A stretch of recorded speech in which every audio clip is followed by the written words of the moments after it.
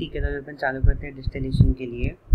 Distillation में कैसे होगा, we will be first covering the entire like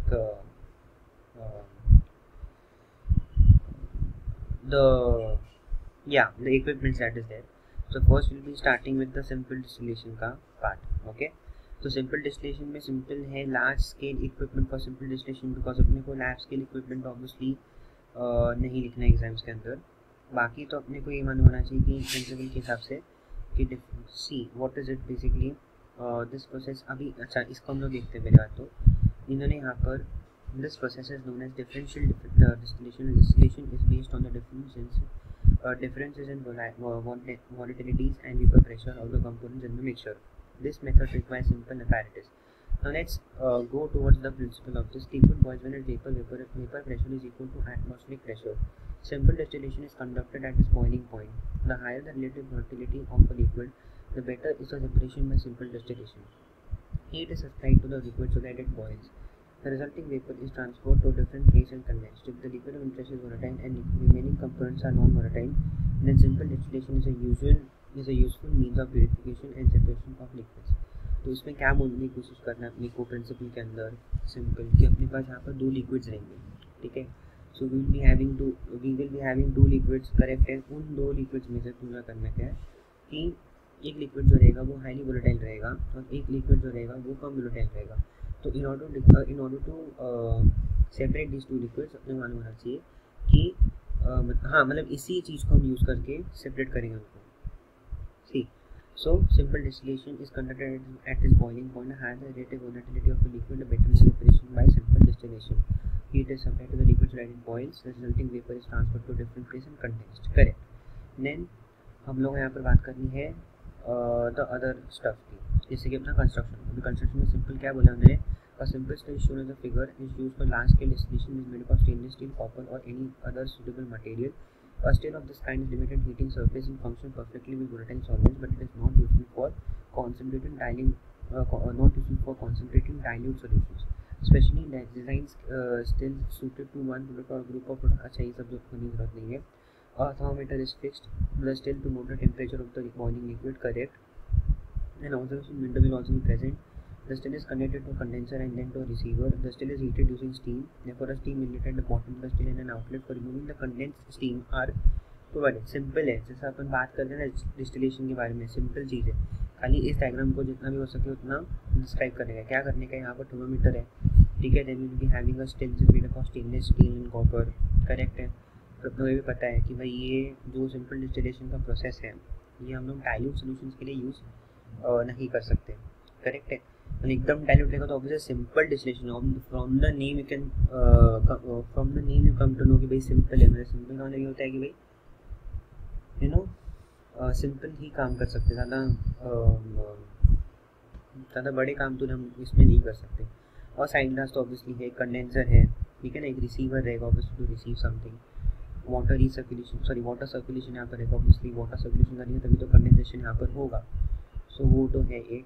Working can liquid distill is filled into the still to 1/2 to 2/3 of its volume. Bumping is avoided by adding small pieces of porcelain or porous or pot vapor distillation. A thermometer is inserted into the still. Water is circulated through the jacket of the condenser as shown in the figure. ठीक है, तो working में कितना बोला हुआ है कि 2/3 of the volume, 1/2 to 2/3 of इस वॉल्यूम अपन भरते हैं। बम्पिंग अवॉइड करने के लिए अपन पोर्सलेन और पोरस पॉट वाली सब्सटेंसेस जो देते हैं वो डाल देते हैं। थर्मोमीटर अपन ने कर दिया, वाटर सर्कुलेट करना चालू कर दिया, steam is passed to the inlet, the contents are heated gradually, the liquid begins to boil for some time, the vapor begins। तो ये सिंपल है, ठीक है ना, जैसे अपन ने एकदम पढ़ा था ना अपना प्रिंसिपल के हिसाब से कि भाई दो वोलेटिलिटीज लिक्विड रहते वैसे ही। the vapor begins to rise up and passes into the condenser, the temperature is noted down which is equal to the boiling point of the liquid, the vapor is condensed and collected into the receiver। Distillation should be continued until a small volume of liquid remains in the still। तो इसमें से वो take away क्या है, take away से इतना याद रखना है प्रिंसिपल तो अपने को ईजी है, बराबर। और बाकी तो कंस्ट्रक्शन थोड़ा बहुत याद रखना चाहिए कि बाद में मैं डिफरेंसेस भी लूँगा कि भाई इसमें क्या क्या डिफरेंसेस है कंस्ट्रक्शन के। सो ऑब्वियसली डिफरेंस यहाँ पर कितना मालूम पड़ता है, करेक्ट है अपने को कि भाई यहाँ पर ये स्टेनलेस स्टील का बना हुआ है। ऑलमोस्ट जितने मैंने डिस्टिलेशन अभी सिखाने वाला हूँ वो सब कॉपर और स्टेनलेस स्टील की बने हुए हैं स्टील से। तो स्टिल जो है तो कॉपर स्टेनलेस स्टील का बना रहेगा, साइड ग्लास रहेगा हमारे पास, थर्मोमीटर रहेगा, will be having steam inlets and steam outlet भी रहेगा, for the outlet is provided for the this to pass, क्या बोलते हैं उसको, distillate to pass, distillate sorry नहीं, स्टीम जो कंडेंस हो जाती है उसको पास करने के लिए। Then we will be having a condenser as well, condenser से अपने पास एक रिसीवर भी होगा, एंड दैट्स इट। सिंपल है और कुछ ज़्यादा कुछ है नहीं इसके अंदर, नथिंग हार्ड एज सच, ठीक है।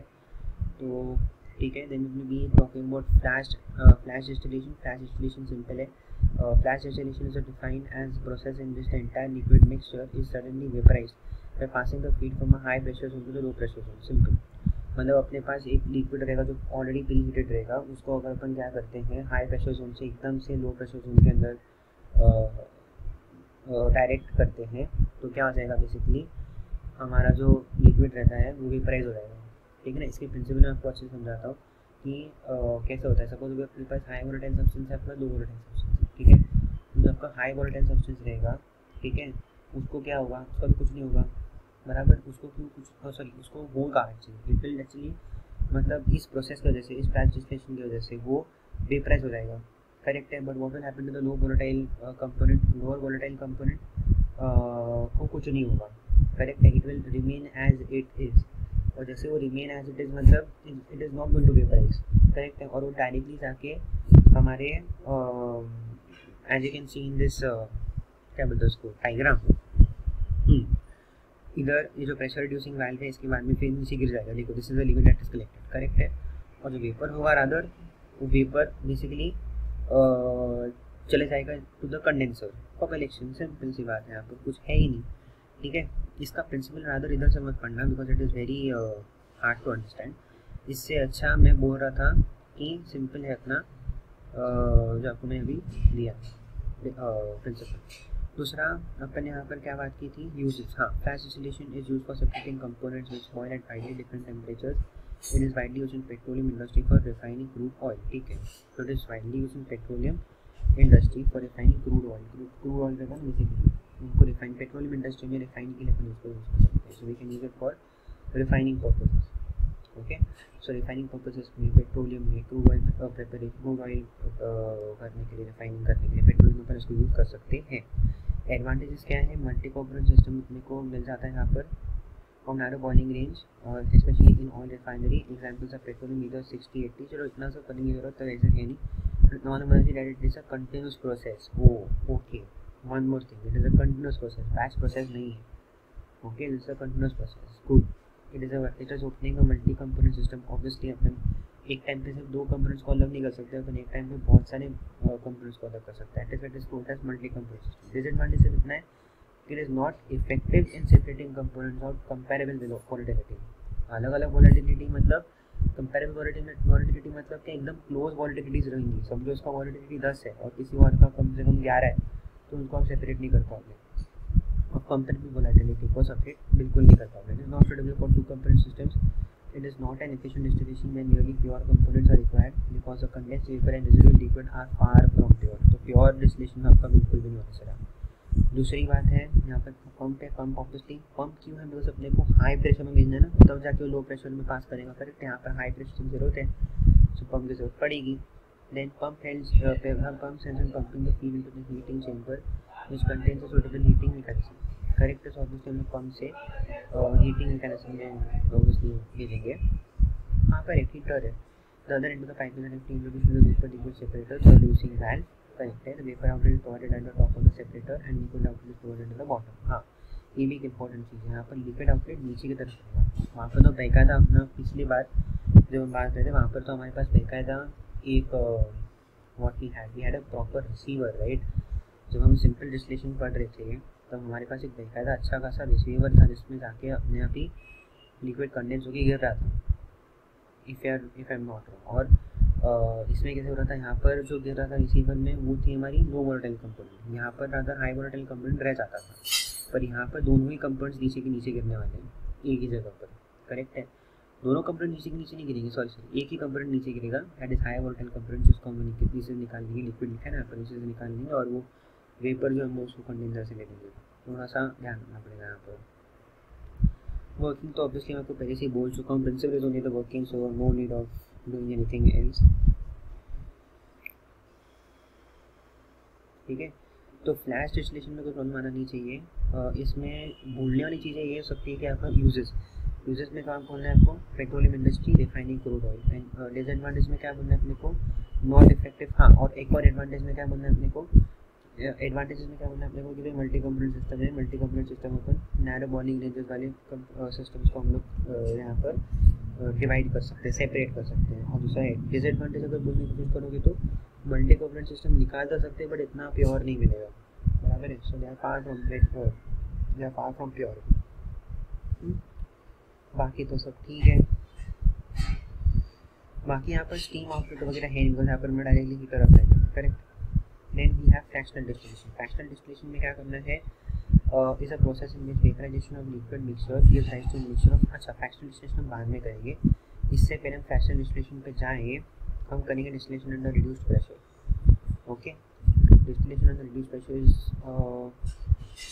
अच्छा है, मतलब ऐसा मतलब गंदा नहीं है। Distillation under reduced pressure may be stated as distillation process in which the liquid is distilled at a temperature lower than its boiling point by the application of vacuum। यहाँ पर क्या लिखा हुआ है, liquid boils when vapor pressure is equal to atmospheric pressure, correct। If the external pressure is reduced by applying vacuum, the boiling point of the liquid decreases, therefore the liquid boils at a lower temperature। This principle is illustrated using an example of water. Water boils at 100 degrees Celsius at an atmospheric pressure of 101.31 kilopascals. At 40 degrees Celsius, the vapor pressure of water is approximately 9.33 kilopascals, 70 mmHg। 9.33 की जरूरत नहीं, 70 mmHg याद रखो। Hence external pressure is reduced to 70 mmHg।